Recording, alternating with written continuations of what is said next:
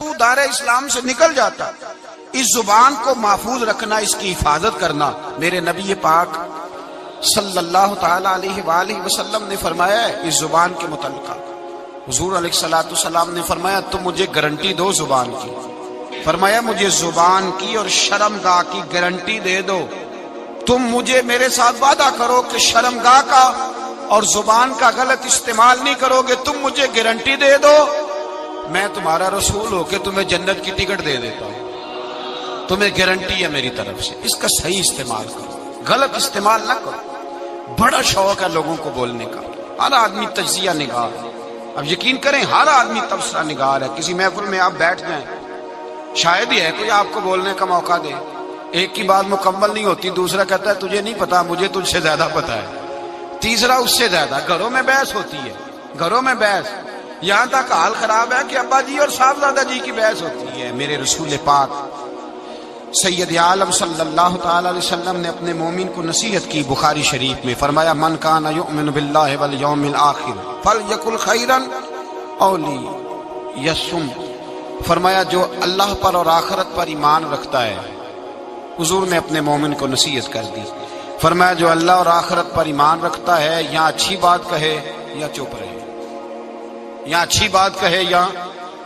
نبی پاک صلی اللہ علیہ وسلم کا فرمان ہے، حضور نے فرمایا کہ خاموش رہنے سے ذکر بہتر ہے، خاموش رہنے سے سارا دن بولے جس کا دل کرتا ہے، پر یا اللہ کا ذکر کرے یا رسول اللہ پہ درود پڑھے، یا دین کی بات بتائے یا برائی سے منع کرے، نیکی کا حکم دے، سارا دن بولے، عام اجازت۔ حضور نے فرمایا تیرے چپ رہنے سے اللہ کا ذکر بہتر ہے، اور تیری فضول گفتگو سے تیرا خاموش رہنا بہتر ہے۔ لا یعنی باتیں، مبہم باتیں جن کا کوئی تعلق نہیں، جن کی کوئی ضرورت نہیں، سارا دن ان پر بحث ہے، سارا دن اس پر گفتگو ہے۔ میرے حبیب پاک سید عالم صلی اللہ تعالی علیہ وآلہ وسلم نے زبان کو پکڑ کر فرمایا تھا، زبان کو پکڑ کر ایک صحابی نے کہا یا رسول اللہ، اس حدیث کو یاد رکھیے گا، کہ حضور آپ کو کیا لگتا ہے، کیا لگتا ہے آپ کو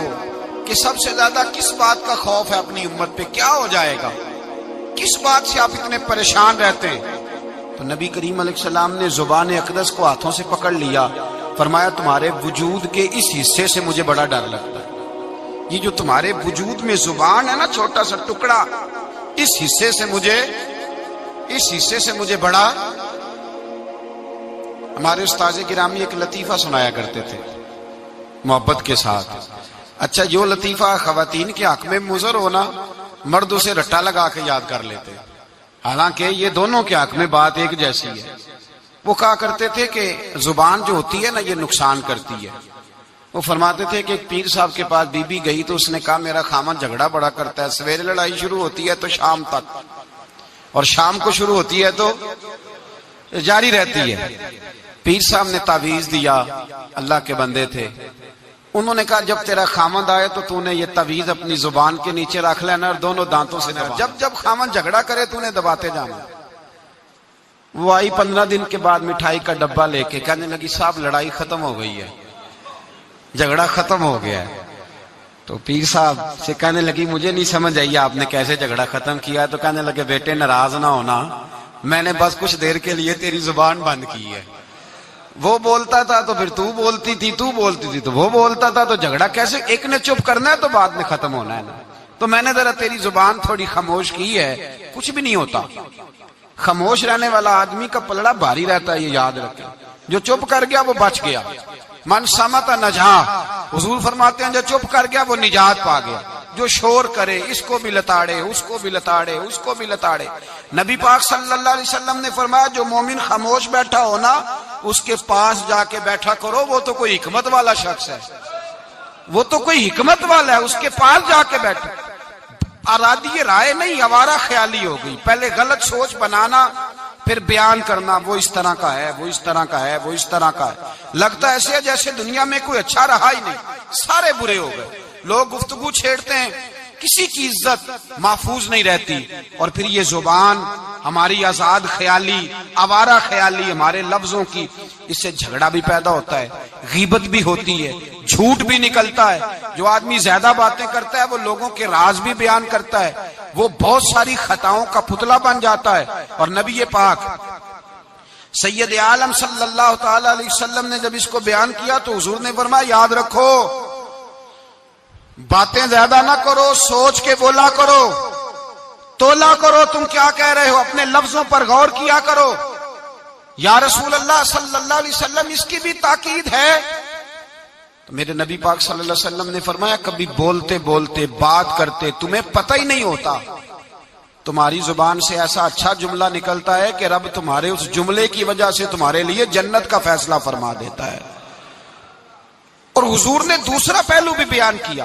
فرمایا سوچا کرو، بات کرتے وقت سوچا کرو، غور کیا کرو، خیال کیا کرو، کبھی تمہاری زبان سے ایسا جملہ نکلتا ہے، ایسا فکرہ نکلتا ہے، ایسا فکرہ تمہیں نہیں پتا ہوتا تم کیا کہہ گئے ہو، لیکن اس ایک جملے کی وجہ سے رب تمہارے لیے جہنم کا فیصلہ کر دیتا ہے، جہنم کا۔ ہم لوگ نا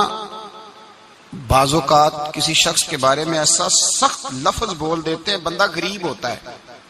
کبھی مجبور ہوتا ہے، وہ جواب نہیں دے پاتا، اس کے پاس طاقت نہیں ہوتی، وہ ڈرتا ہے، لیکن یہ جو لفظوں کا زخم ہوتا ہے نا، یہ روح پہ زخم لگا جاتا ہے، ساری زندگی بات بھولتی نہیں، ساری زندگی نہیں بھولتی، ساری زندگی۔ ایک شخص نے مجھے کہا کہ میں بیمار ہو گیا ہوں، فلاں آدمی مجھ سے ناراض ہے، میری صلح کرا دیں، زندگی کا پتہ نہیں۔ میں نے ان سے گزارش کی، میں نے کہا یار صلح کر لیں، وہ کہہ رہا ہے، کہنے لگے میں آپ کے کہنے پہ صلح کر لیتا ہوں، لیکن جو لفظ اس نے کہے تھے وہ مجھے بھولتے نہیں، وہ جملے میری آنکھوں کے سامنے، اس کو نہیں کہنے چاہیے۔ اس نے میری والدہ کے بارے میں، میرے والد کے بارے میں، میرے بھائی کے بارے میں، میرے بارے میں، فلاں کے بارے میں، میرے خاندان کے بارے میں، اس کے لفظوں کی وہ کڑواہٹ اب بھی جب وہ سامنے آتا ہے تو وہ لفظوں کی کڑواہٹ مجھے بھولتی نہیں، وہ میرے لیے سہانے روح ہو گئی۔ اگرچہ بھول جانا چاہیے، حکم شرع یہی ہے، لیکن لفظوں کے اندر جو سختی ہوتی ہے، جملوں کے اندر جو تلخی ہوتی ہے، وہ انسان کو کبھی بھولتی نہیں۔ وقت گزر جاتا ہے، ہم تھوڑی دیر کے لیے اپنی زبان کو اگر قابو میں رکھ لیں، پابندی لگا لیں، کچھ دیر کے لیے اپنے اوپر کنٹرول کر لیں، تو ہو سکتا ہے بہت ساری روحوں کو ہم گھائل کرنے سے بچ جائیں۔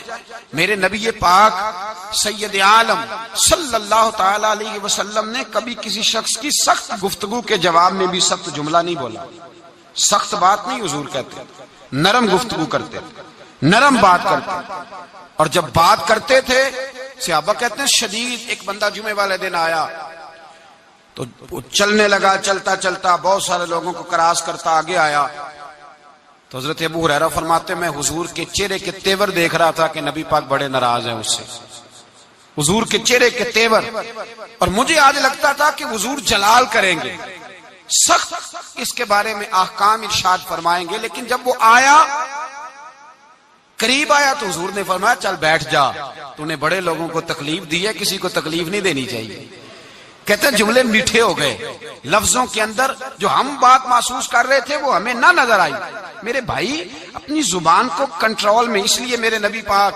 علیہ الصلوۃ والسلام نے فرمایا پہلوان وہ نہیں ہوتا جو کھاڑے میں اترے تو سامنے والے کو گرا دے، پہلوان وہ ہوتا ہے جس کو جب غصہ چڑھے تو اپنے آپ پہ قابو پا لے، اپنے آپ کو کنٹرول کر لے، اپنے جذبات پہ قابو رکھے۔ درجنوں لوگ کیس لے کے آتے ہیں شام کو علماء کے پاس، تو آپ کسی عالم سے جا کے پوچھیں کہ صاحب صبح کے 20 اور درجنوں کیس آئے، تو کیا مسئلہ پوچھا لوگوں نے؟ تو مسئلہ یہی ہے کہ میں غصے میں طلاق دے بیٹھا ہوں،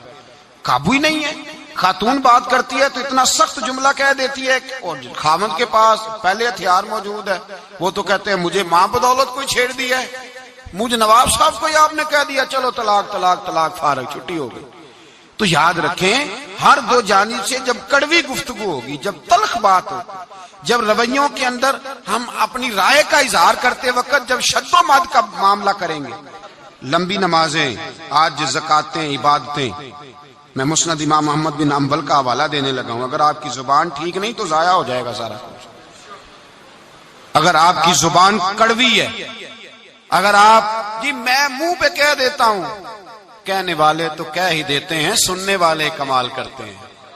سننے والے کمال، میں نے سنائی ہے 4، کمال کی بات کی ہے تو نے، یہ کس قسم کا تیرا انداز ہے گفتگو کا؟ نبی پاک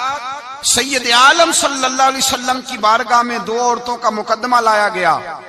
یا رسول اللہ صلی اللہ علیہ وسلم، ایک عورت نماز پڑھتی ہے، صدقہ کرتی ہے، عبادت گزار ہے، لیکن حضور زبان اس کی ٹھیک نہیں، تلخ بولتی ہے، رویہ ترش ہے، اپنی گفتگو کے اندر وہ لوگوں کی بے عزتی کر دیتی ہے، رسوائیاں کرتی ہے، دل توڑتی ہے. اللہ کے رسول نے فرمایا جہنمی ہے وہ بیوی.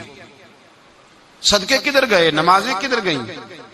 کہتے بس زبان کی تیز ہے. تو یہ زبان ہی تو ہے جو تباہی کرتی ہے. کا سب کچھ صحیح ہے، عبادت گزار ہے، سن لیں مسند امام احمد بن حنبل کی حدیث، حضور نے فرمایا جہنمی ہے، لے جائے اٹھا کے اپنی نماز، حج، زکات، سارا کچھ، دوزخی